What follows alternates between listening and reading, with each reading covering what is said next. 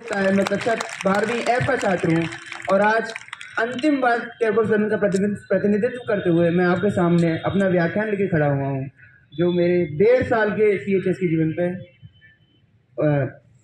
जीवन पे स्थित है। सेंट्रल हिंदू बॉयज स्कूल ये सिर्फ एक विद्यालय नहीं है, ये एक भावना है जिससे मैं अभिभूत लगभग 1 साल 5 महीने 8 दिन पहले हुआ था और दिन ब दिन यह भावना कभी कम नहीं हुई, हमेशा बढ़ती गई है।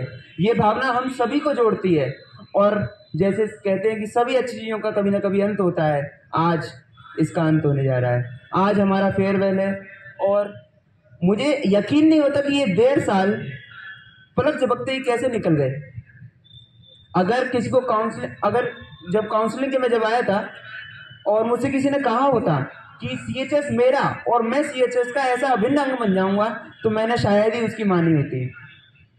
मैंने सोचा था यहाँ पे आके सिर्फ पढ़ाई करनी पड़ी होगी क्योंकि इतने विद्वान लोग यहाँ पे आते हैं, लेकिन यहाँ पे पढ़ाई के साथ साथ ज्ञान के साथ साथ मुझे सबसे ज़रूरी चीज़ मिली, वो था एक परिवार, भाई से बढ़कर दोस्त, माता पिता समान अध्यापक और इतने प्यारे जूनियर्स पाकर मैं तो धन्य हो गया।